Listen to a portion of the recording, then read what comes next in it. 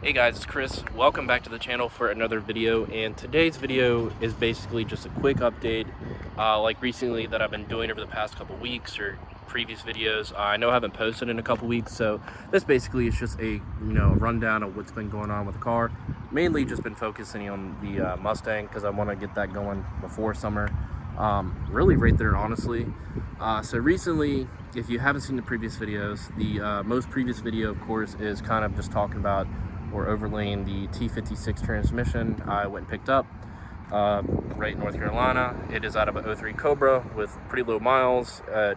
Basically came with a bell housing, an MGW short throw shifter, so basically don't have to go buy a shifter, which is actually cool. And it came with a factory bell housing that will bolt right up to the modular motor, any modular motor. Let's get that right, modular motor. So it'll bolt up to the Coyote, no problem. Still in the search for a Coyote. I basically believe I'm just gonna get it from a website called carpart.com. I'm just gonna locate one, and basically it'll probably come with a warranty.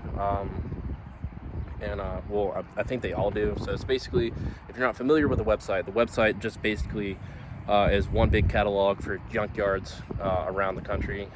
Basically, I believe I've only looked at Mustang motors, but I believe you can just type in Mazda, Toyota, Chevrolet, whatever you're looking for, like maybe a door, transmission, motor, whatever, and it kind of pulls from your area and further out, of course, as you go along the pages, kind of deep into the matrix of trying to find whatever you're looking for.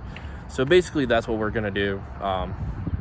We basically have everything that we need for this car.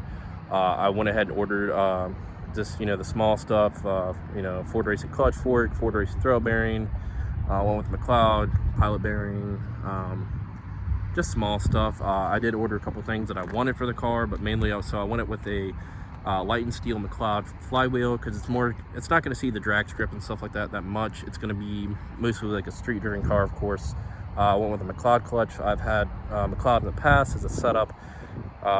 No real problem with them.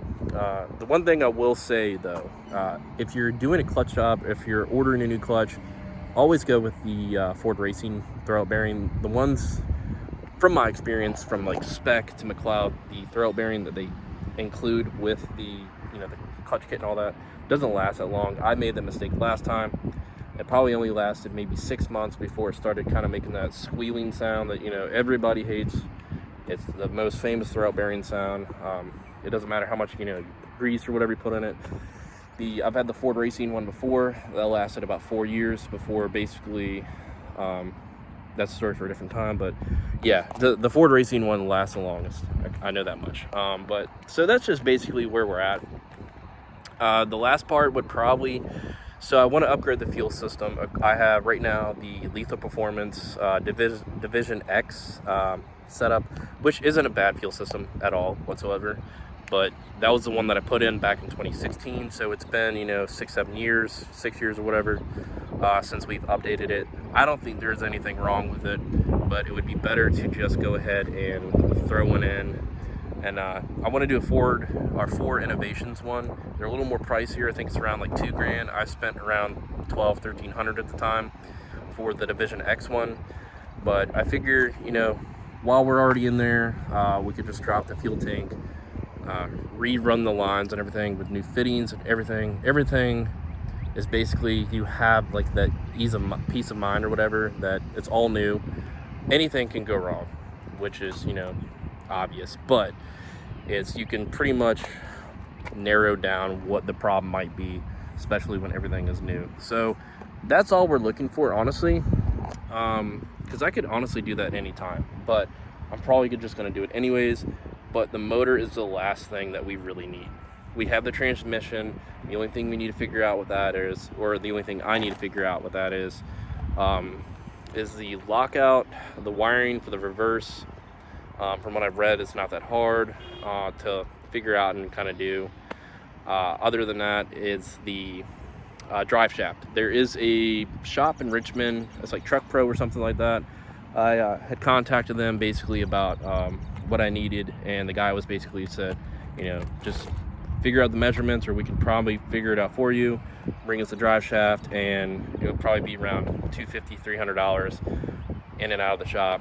I believe to shorten the drive shaft. I believe that's what I have to do, because the T56 is different. So we have the cross member. I have the Stifler's cross member from the TR3650. It's basically a universal mount. It has like different bolts and all that for the kit. So that's really it. We have everything we need, and just kind of find the motor, plug it all together, drop it in, and small stuff that we need, you know, we'll come across it, order it. But the main stuff is, you know, we're just a motor away basically. So the small stuff I'm not too worried about, because there's plenty of websites and there's plenty of time. Hopefully this month, find a motor and just, you know, get the car rolling and drop it in, and figure out if we need to like update anything else. Like, one other thing I want to do is, unfortunately, so I upgraded the brakes to the 03 04 Cobra brakes in the front, and then the rear just has its factory GT ones, but I replaced both brakes at the same time, and so the rotors and pads and stuff are all new. So I just figured just gonna go ahead and order all new pads and rotors.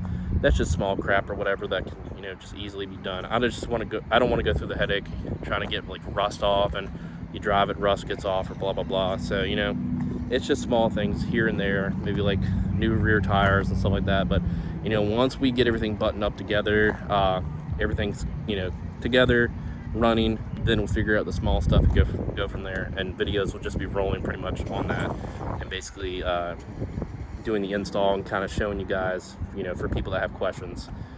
But we're gonna go from there. That's where we're at, and, you know, really happy we're basically like this close to like getting this car going. So that's gonna do it for this video, guys. I appreciate you stopping by, and if you made it this far, make sure to give this video a thumbs up, subscribe for future content, and I will catch y'all later. Have a good one.